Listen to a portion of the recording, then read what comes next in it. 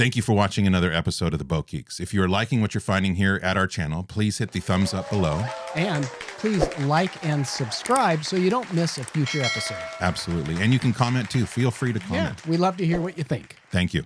Yeah, she was in pretty rough shape. And so the owners, Matt and Aubrey, had a dream and decided to take that rusty old ship and make it into something usable again. And so to preserve that maritime heritage. Now, what drew that couple to the boat and to purchase it and to put all this time and money into it?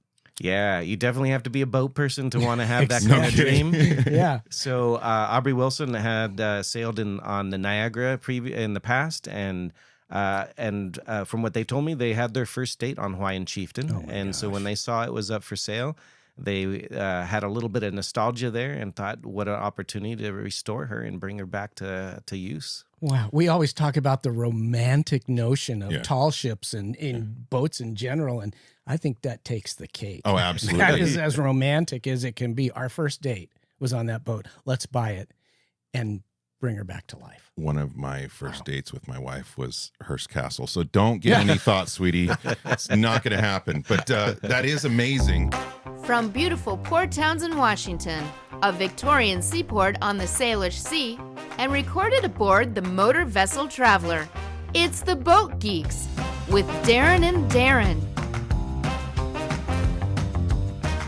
Welcome to another episode of the Boat Geeks. I am your host, Darren. And I'm your other host, Darren. Today we have a very special guest that I'm super excited about. There's a direct tie to my my burgeoning interest in boats in the first place when I was a young man. As I've mentioned in other podcasts, I grew up kind of reading the Horatio Hornblower series, which was really, if I look back, that was my first serious interest in boats. The romantic side of the tall ships back in those days. And so really that was my first love, was the tall ships and the adventure and being part of a crew. And that later turned into things like, Star Trek and the Enterprise and the Millennium Falcon and so forth. But I love the ships, yeah, right? they're all ships. But that really was my first love. And as you can see with the shirt I'm wearing today, we don't have a tall ship as a guest, but we do have Richard Lauridsen, who is the COO of the Hawaiian Chieftain LLC, which is in charge of the Hawaiian Chieftain, a ship that many people from the West Coast, the Pacific Northwest, are very familiar with, along with Lady Washington. We see her in our waters often, not often enough. We'd like to see her all the time. But she's been up and down the West Coast. She's been out in Hawaii, where she was constructed. And Richard, welcome to the podcast. Thank you for having me. I'm excited to be here. We're very excited to be here. I feel a little bit of deja vu here, but it is awesome having you on the podcast. And we're very excited to talk about the Hawaiian Chieftain, which you can find out if you're interested in checking out the Hawaiian Chieftain and what she's up to. You can go to sailhawaiianchieftain.com and find out all about her. And she's a very interesting vessel. Very interesting vessel. Basically, she is a contemporary interpretation of a traditional tall ship design. And what I'll do is I'll get real quickly into the specs, which will point out some of those contemporary aspects. So she is a 103 foot length overall. And you said before that is... all the way to the end of the jaboom. There you go. I like that. Square rigged topsail catch. And this is the most interesting part that caught my attention right away, which is the draft is only 6 feet. As we mentioned before, starting the podcast, there are plenty of boats in here that have a deeper draft than that. Yeah. So why the 6 foot draft? How did that end up happening, and for what purpose? Yeah, it was originally designed to be able to trade along the Hawaiian Islands. And since there are a lot of bays and ports to pull into, it was built with a tri-keel and a shallow draft, so it could be easily beached without tipping over on its side, and then be able to float back out with the tide. For a comparison, the Lady Washington has a single keel and a draft of... I believe it's around 11 and a half, almost 12 feet draft. Yeah, so significantly shallower draft, and I think that's amazing. And steel hold, which we've seen her in the yard here in Port Townsend, in Boat Haven, for a few years. She was pretty rusty. back when she was, first brought into the yard. Yeah, she was in pretty rough shape. And so the owners, Matt and Aubrey, had a dream and decided to take that rusty old ship and make it into something usable again. And so to preserve that maritime heritage. Now, what drew that couple to the boat and to purchase it and to put all this time and money into it? Yeah, you definitely have to be a boat person to want to have that No kind of kidding. dream. Yeah. So Aubrey Wilson had sailed on the Niagara in the past, and from what they told me, they had their first date on Hawaiian Chieftain. Oh my and so when gosh. they saw it was up for sale, they had a little bit of nostalgia there and thought, what an opportunity to restore her and bring her back to use. Wow. We always talk about the romantic notion of Yeah. tall ships and in boats in general. And I think that takes the cake. Oh, absolutely. That is as romantic as it can be. Our first date was on that boat. Let's buy it and bring her back to life. One of my first dates with my wife was Hearst Castle. So don't get any thoughts, sweetie. It's not going to happen. But that is amazing. To finish the specs real quick, beam of 22 feet, sail, rig height of 75 feet, 4,200 square feet of sail, 64 tons, and crew of 8. My wife and I were, speaking of my wife, we were downtown a few nights ago, just walking around, and because it was hot, so we waited till the sun set and walked around town, and we were down by the docks, and we saw a ship. It's dark, so we're like, that's a tall ship. What ship is that? And so we couldn't tell at first. I mean, I knew Chieftain was here, but I didn't know that was her. And so we walked up. It was dark. We started shining the lights on it. The paint scheme looked a little different. Absolutely freaking beautiful. She came out of the yard, just a masterpiece. New colors, and just, she looked so beautiful. Such a change from when she first went into the yard. They just did an amazing job. I bet you guys are very happy. How many Yes, years? How thank many you. years? 3 years. It was purchased in 2019, and we just launched it this April. Absolutely beautiful. She looked glorious. And the color scheme you mentioned. Yeah. That will throw people off that Yes. are so used to seeing the blue and Yes. gold paint scheme. Yeah. Well, What went into choosing these new colors? I do know that they went around with a graphic designer studying what kind of media colors they would choose and how to maybe possibly incorporate that into the boat as well. How they ended up choosing these, I'm not sure. But in the end, we've gotten lots of great compliments, especially people who know Chieftain from the previous paint scheme to the new one now. Yeah. So a little bit, well, actually, before we get into the history of the boat, I'm very interested in your history. You seem to know a lot about tall ships and sailing and boats. So I want to find out why. So as the Boat Geeks, we love talking about everything about boats and finding out the draw to boats for our guests and how they become boat geeks. It sounds like you're a boat geek. Yeah, I'm So definitely. what is your history? Definitely a boat geek, and I wouldn't say that I know a lot about tall ships or sailing, because sailing and boats are a lifetime of learning. Of course. And we'll never really arrive there. We just get as much as we can within our lifetime. But yeah, I started sailing very young with my father out of California, Southern California. It kind of had a hiatus where I ended up at university not being able to sail for a while.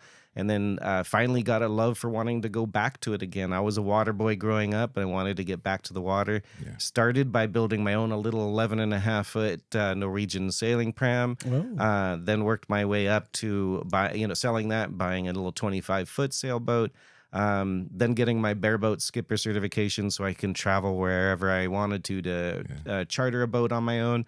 And it was on one of those sailing charters through the San Juan Islands and Gulf Islands that I ran into Lady for the first time.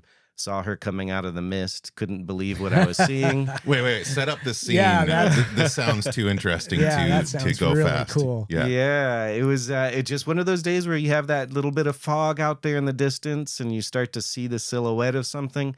And rubbing my ship. eyes, if I'm wondering if it was a ghost ship or is my imagination carrying away because of the beauty of being out there in the archipelago. Yeah. And luckily, I was able to actually pull up to her a little bit later in Friday Harbor and get a closer look. Oh, yeah. And actually, Chieftain was there with Lady at that time nice. too. So looked them up on Facebook. I started following them, and my career is actually a teacher, school teacher. And then I also have a master's in educational administration. Oh, cool. And I found one day a Facebook post that they were looking for somebody that had education experience and sailing experience to help run their sail training programs and design programming. And so kind of by accident, I had started part-time while I was still teaching and fell into it. Next thing you know, it became a full-time job. Sold my boat because I got paid to sail on everybody else's boats. OPBs. I Yes. do have an able seaman, a merchant mariner credential, as well as I have master captain's license, and I also teach sailing with San Juan Sailing out of Oh Bellingham. yeah. Would you say what you do is a dream job for you? I mean, I have can it to- get any better than It this? can't get any better. I have to That's pinch awesome. myself. Yeah. When I was younger, my happy place, or where I would imagine myself to help fall asleep, is on the bow of a boat, anchored off some remote island, and listening to the waves, crash on the shore, and feeling it come underneath the boat, the clanking of the rigging. And then one day I realized when I was hanging out on the bow taking a nap, my happy place Oh, that's became a awesome. reality. Dude, that is so awesome. That's so good to hear. Yeah, I mean, it sounds like destiny for you. And I always love hearing those stories. Where did you live when you chartered in the San Juan Islands? Actually, I was a landlocked sailor. I lived in Okay. Spokane at that time. All so right. Not too far And away. when I even started teaching with San Juan Sailing, I would make drives over for all of my classes. Wow. And eventually my wife was able to pick up a remote job and stop teaching as well, since she was a teacher. And we made the move here to Bremerton to be close to this boat world that is, the Kitsap Peninsula and the Olympic Peninsula. Yeah. Near Port Townsend, and where all the tall ships and wooden boats and experts are. Yeah, definitely. It is a hub of boat activity. Now, I love that you also have the background in education, because Yeah. a lot of what Hawaiian Chieftain and Lady Washington were about was education and learning our history. And I think that's amazing. It's been for so many decades working with the youth. Can you describe a little bit about, that whole program? And Yeah, the various types of programs, and we're even about to design programs similar on Hawaiian Chieftain, but it's just so transformative when you can get a group of kids out of the classroom onto the deck of a boat, outside of their normal environment habitat, start to challenge themselves, open up their neurons to receive information in a different manner than just reading from a book or listening to a lecture. or looking at an iPhone. Or looking at your electronics as well, yeah. And whether it was a school child or an adult, taking a gap year or summer, adventure, doing a sail training programming with us, or corporate team building. Mhm. It's such a great way to kind of break that habit that you normally have on land, and test yourself in new, challenging ways and discover new things about yourself. It's very transformative. And a lot of, we had talked about this a little bit, but a lot of tall ship foundations are focused around the country, maybe around the world, on educating, and it seems like educating kids. And I produced a pilot TV show for Wooden Boat Magazine once, and we sailed on the Irving Johnson out of Long Beach. And on that sail, we had middle school kids from inner city LA, and talking to the teacher, who was the chaperone of the group, and he just couldn't stop glowing about the impact that those sails had on these kids. He said some of whom otherwise would never even leave their neighborhood, let alone see the ocean. Right. And they would spend the day or week, whatever it was, and learn teamwork, responsibility, science, and all these things. History, and it would just and he said it just changed lives. And I'm sure you've probably seen that. You probably experienced it, seen it. I mean, it's in some ways they change your life too, right? Correct, exactly. Oh, it's the intrinsic rewards that the extrinsic rewards that come with it as well. Seeing the kids, eyes light up, connections they make, and you can see behind their eyes. There's nothing more rewarding in this type of job is bringing that world that I am very fond of to the children as well. Absolutely. How long have you? I'm sorry. How long have you been doing this? I've been doing this since 2019, so not too long. Not too long, but at some point, I imagine you'll probably encounter an adult in the world that remembers you from the impact you made, and now they're in this world. Of course. Yeah, that'll be. I would, that would be just the greatest. I have had an adult who went through a sail training program. It was supposed to be a 2-week sail training program, and then they ended up turning that into 4 years. Good for them. Neat. And when I bumped into him a little later, actually it was earlier this spring, I couldn't be more proud. Yeah. That's so cool. Yeah, it's boats can be transformative, and like when I first moved to Port Townsend, it was a month before the Wooden Boat Festival, and then we just happened to go to the Wooden Boat Festival. I had no idea what we were doing, and it literally changed the trajectory of my life. Just experiencing boats again, and it kind of brought something back from my childhood, and that was the beginning of all this. And so I can see that, and also my daughter's been super involved with the programs at the Maritime Center, and it changes her life, and so being able to do that with the youth, I think, is just amazing, and the adults. Being able to I'm a bit of a history buff as well, and to me, these boats are a bit of tangible history, to where you get reading about something is great, being lectured about something is great, but getting that hands-on experience of what it was like 300 years ago, is just, to me, that is amazing and so special. And it's great that everybody has the opportunity to do that. Speaking of, we need to get him out on the Hawaiian Chieftain. Oh, definitely. You guys have an open invitation. We'll go sailing, we'll definitely set you and up. we'll put it in this episode. Yeah, great. We'll show what the experience is like. Can't wait to share the deck with you guys. All right. It is so awesome living here in Port Townsend and having all these opportunities. But speaking of the opportunity to be on the Chieftain, she is here in Port Townsend, and she is on the dock downtown. So what does that mean? What is the Chieftain up to? Yeah, so the Chieftain just recently moved beginning of July to the Pope Marine Park city dock right downtown Port Townsend. Our first day of opening was 4th of July. We did it with a little celebration and providing food out of the galley. We've so far been doing dockside tours and doing a little bit of food on the Thursday night concert series. Oh, yeah. Neat. And in the meantime, working towards getting ready to take public out. And we're basically getting geared up for that. And here early August, we're going to have it ready to go.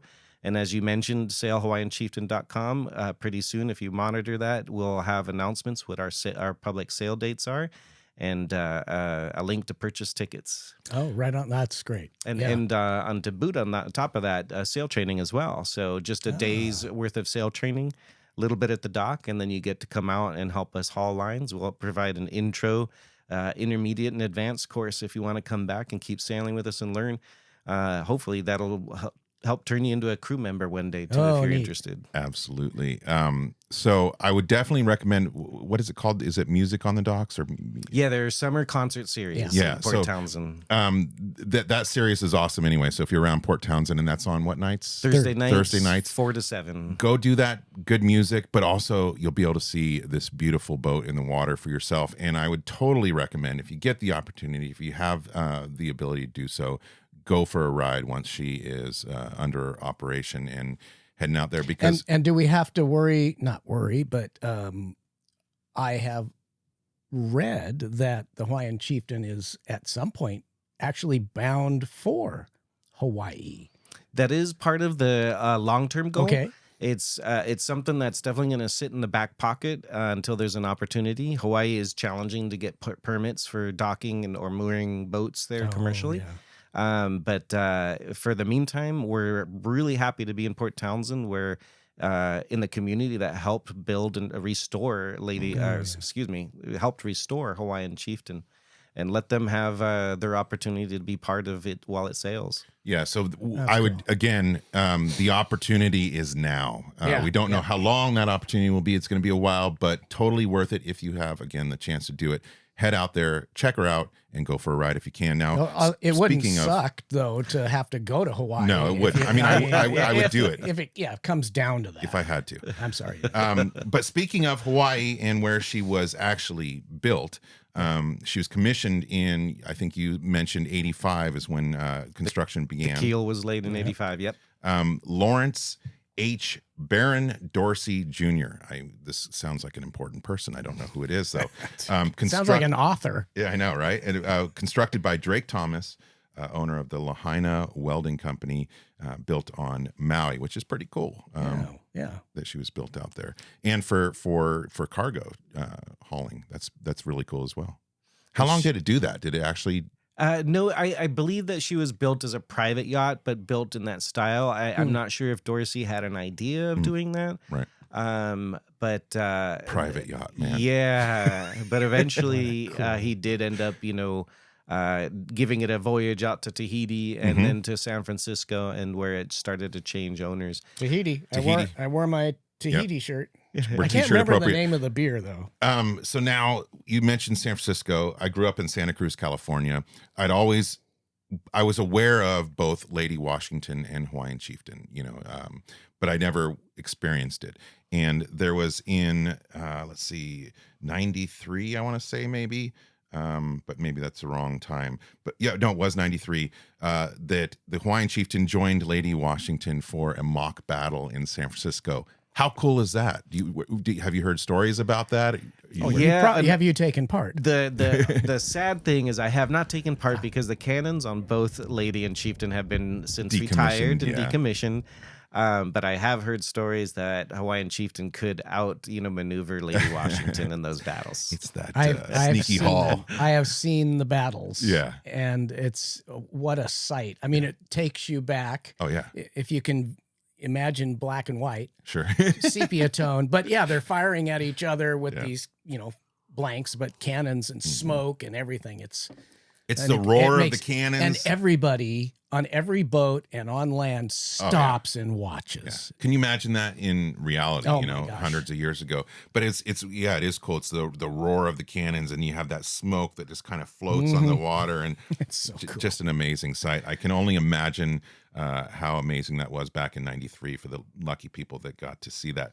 But basically, she sailed up and down the coast with Lady Washington, voyages of rediscovery, hands-on programs for, it looks like 4th and 5th graders, but also you mentioned adults as well. A lot of people have been able to get on the Chieftain, learn about these amazing sails, how to handle a ship of that size. So great program. Briefly renamed the Spirit of Lorinda. I'm assuming that's for whoever, maybe that person's wife or mom, that owned it for a moment in time, and then was purchased by Grays Harbor Historical Seaport. Okay. I believe so. Right after that, yes. Okay. And then, that's the organization that Owned it owns prior. the Lady Washington. Yes. But then that organization basically decommissioned Chieftain, or Correct. Yeah, in 2019. okay.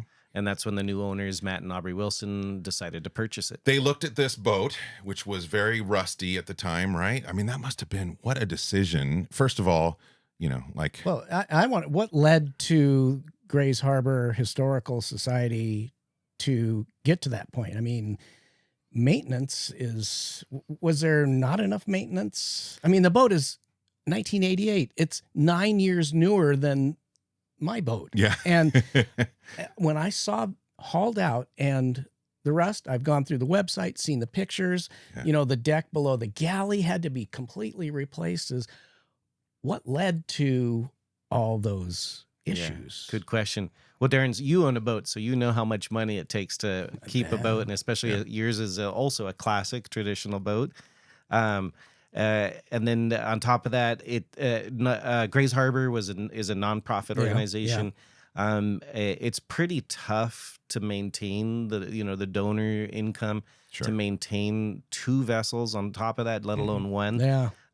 So I think it just reached a point where Lady Washington was considered the more famous one that was in movies. It was easier to raise money for that boat than for Hawaiian Chieftain, and they decided to let it go. Yeah, and Lady Washington doesn't rust very much. Yes, exactly. But those wood boats are expensive. Yeah, It there does are. require its maintenance. Thank you for putting it in that perspective. Having a foundation nonprofit have two Yeah. tall ships It's like just that. nonstop That's fundraising wow. Yeah. as it is. Exactly. Yeah. So you're doubling your fundraising requirements, and I Yeah. can imagine. Can you describe that 3-year period? I remember you came on during the restoration. but Yeah, you I- have a background on all that occurred, right? Not everything. I came on after most of at least the metal hull restoration was done. So I just barely came on this last March. A lot of the rigging was still being completed. The spars were still being completed. Electrical, engine stuff were still being completed at that point. But it was a mad dash from March to April, and being part of that, even that short time of getting all that done before we launched and splashed the boat, it was a real remarkable experience that I will never forget. Wow. I'm very honored to have been a part of that. I mean, we're only kind of aware of, the hull Mm-hmm. and the deck and stuff, but you What we just can see, mentioned engine and systems. What else? Well, Kind of actually, describe the depth of. I want to know what the engine and the systems Yeah. are on that. That's it. Yeah, that's it. we have 2 brand new 350 Cummins engines on board. It's a twin prop. All the electrical is brand new. Everything was old, was stripped out, all Wow. brand new. Battery power systems, all very high tech done. It kind of reminds me of the space station or something. Electrical systems, battery systems. The owners wanted to make sure that the batteries could withstand being out at anchor overnight without being too much of a drain on power and having to use a generator all the time. They were looking for a more ecological solution to being able to run the boat. All new water systems on board as well. All new navigational, electronic updates as well. Wow. That is a tall ship to own. I Yeah. bet she's way easier to dock than other tall ships. It's a good question. She still handles the same. Actually, our really? captain, our current captain, Gary Heinrich, Yeah. actually sailed a Chieftain back in 2017. Yeah. And he says she still handles the same. Oh, wow. Yeah. Yeah. Well, I mean, it's a big boat. Well, I've watched them here in Port Ludlow Dock right on the there. guest dock. I've Yeah. watched I've watched them both, but the Lady Washington docking her is a spectacle. Mm-hmm. I mean, it seems like with twin props, it's probably a little easier and the maneuverability with the tri-keel and so forth. So, Correct. But still no easy task. no, not at Correct. It 100. still And takes how many teamwork. tons? Yeah. Yeah. It still takes inertia. teamwork, and actually, I think part of the public sales that people are most fascinated to see is when the captain, mate, and crew are all working on the dock lines, especially when the winds pick up, and watching that teamwork happen. I think seems to be, from my experience, one of the more impressive moments that they have, and their cameras come out. Yeah. I can imagine. And how many tons? It is 64 tons. 64 is what it's tons. listed So at. my Yeah. favorite boating adage, people will remember this, is always approach the dock at the speed you wish to hit it. Exactly. And so in that vessel, you come in nice and Very, very slow, like I do. but you got to have enough way Yep. to Correct. still maneuver. So Correct. And that's That's why a you have balance. skilled captains. Exactly. Who's the captain again? Captain Gary Heinrich. Okay, cool. And as far as tonnage, I've heard different things, and there's different Sure. scales for tonnage. But when we put her on the lift to pull her out to get her into the water, she was weighing at 99 tons. Oh, that's a difference. Yes. Wow. yeah, the Coast Guard has some algorithm for arriving at the, what do they call that tonnage? I can't remember. Yeah, I 'cause- think gross tonnage. yeah, something like that. Because our boat I don't know has the a difference gross between all tonnage. the. We're documented have a gross tonnage rating. It doesn't correlate at all to the weight of the boat. So 99 It does somewhere. tons. That's 100 Yeah. tons. That is unbelievable. Actually, that's hard for my brain to grasp, but it's that heavy. And it floats. And it floats, yeah. And it's metal. And Yeah. it floats. And it weighs that much. It's just, It is the unbelievable. physics are really interesting. This episode of The Boat Geeks is sponsored by The Boater's Guide, a free app for Pacific Northwest boaters. The Boater's Guide is adventure and information, right at your fingertips, right when you need it. Find your happy place with the Boater's Guide, a free download on your phone or tablet in the App Store and Google Play. So what are the plans in terms of the day sailing for the future and so forth? Do you have already, is that under works in terms of what that sail will encompass? Yeah, exactly. We're working at it right now. We're planning on doing 3-hour sails that come with a meal on board as well. And include you can have a choice of either coming as just a public guest, enjoy the ride, get a little spiel about history of Hawaiian Chieftain, even a tour below decks, or you can come as a sail trainee, as either an intermediate, introductory, or advanced sail trainee. We'll teach you everything from handling the lines, coiling, even our advanced students how to go aloft. Oh, and fun. Yeah. Ooh, that sounds very fun. I know a couple of 14-year-old kids who'd probably... I know a couple of older boat geeks. Yeah. Our daughters are the same age, and they love being on boats. And, that is cool. Yeah, that's very cool. And then so sail training, that's a different mindset in terms of who you're dealing with than a group of kids or an adult corporate team building exercise. I guess you would involve them in the physical handling of the boat. But when you're designing these programs. Correct. I understand. What are the different tacks that you have to take with a group of kids or a group of adults that just want to go out for the day and say, I went sailing, and versus sail training? Yeah, really the sky's the limits. There's people out there that have different interests in boats, people who like to just go for the ride, people who want to get involved and pull lines, people who want to learn in depth.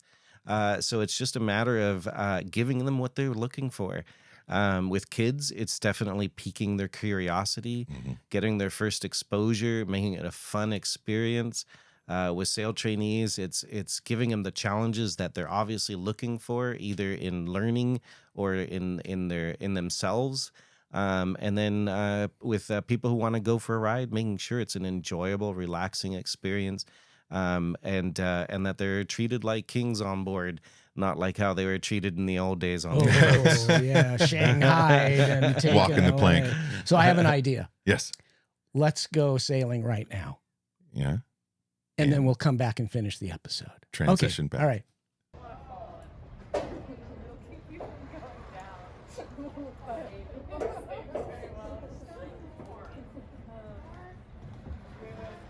Are we excited or what?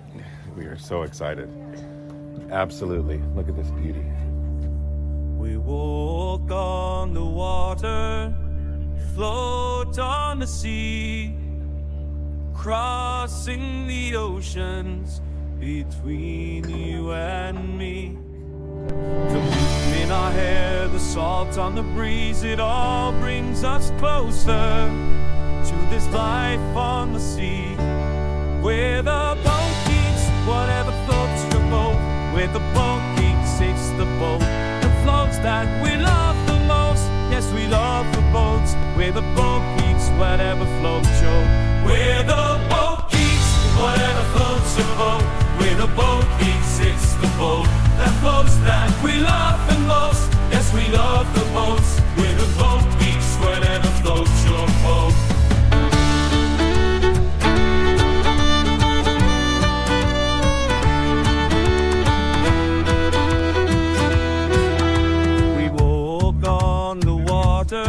We float on the sea, crossing vast oceans.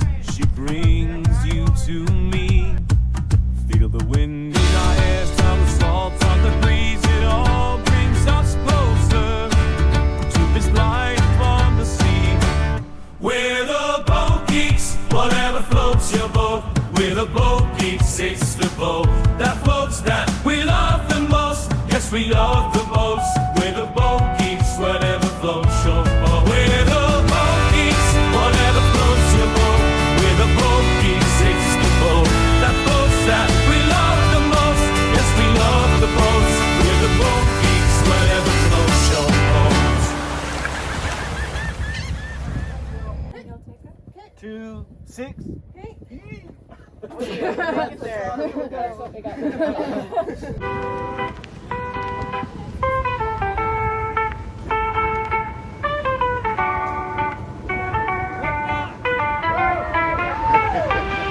on the water, float on the sea, crossing the oceans between you and me. The wind in our hair, the salt on the breeze, it all brings us closer to this life on the sea.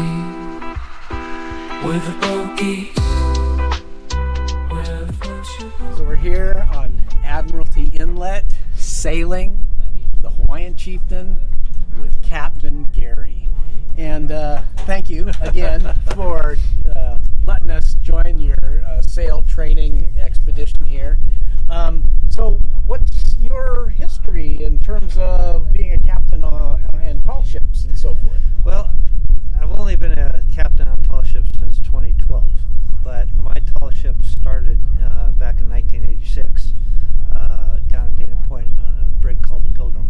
Oh, wow. And started as a deckhand, and fortunately was able to be her last captain in 2014 before she was put to the dock and no longer went out. So it was kind of a nice evolution from deckhand to captain on a ship over that time. You get to know every single aspect of sailing a tall ship, and there's quite a few aspects, I understand. Very much so. I mean, when I started with Pilgrim as a volunteer, I'd been racing sailboats for 20 years prior to that, and I thought I knew everything.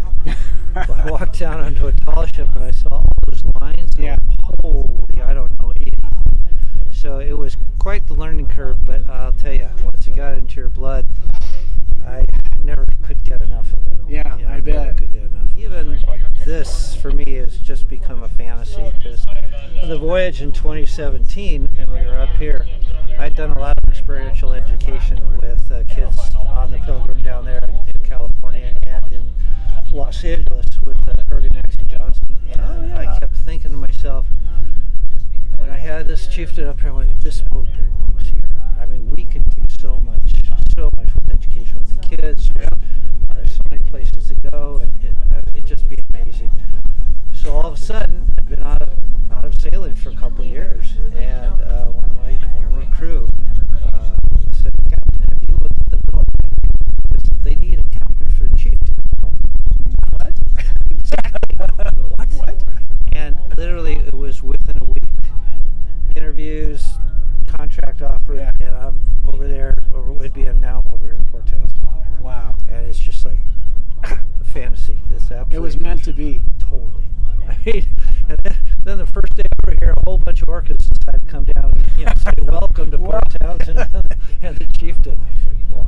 You know you're in the Salish Sea when I tell you. you're on the tall ship, your dream job, and the orcas are saying, absolutely. Wow. Yeah. Well, great. Well, thanks again for letting us join you guys. This is a blast. Thanks for coming aboard, and we're at 2 knots. Woohoo! Walk on the water, float on the sea, crossing the oceans between you and me. The wind in our hair, the salt on the breeze, it all brings us closer to this life on the sea. We're the boat geeks, whatever floats your boat. We're the boat geeks, it's the boat that floats. We love the most, yes, we love the boats. We're the boat geeks, whatever floats your boat. We're the boat geeks. We walk on the water, we float on the sea, crossing vast oceans, it brings you to me. Feel the wind in our hair, smell the salt on the breeze, it brings us all closer. Love life on the open sea. We're the boat geeks, whatever floats your boat. We're the boat geeks, whatever floats your boat. We're the boat geeks, it's the boat that floats. We love the most, yes, we love the boats. We're the boat geeks, whatever floats floats your boat, we're the boat geeks. Whatever floats your boat.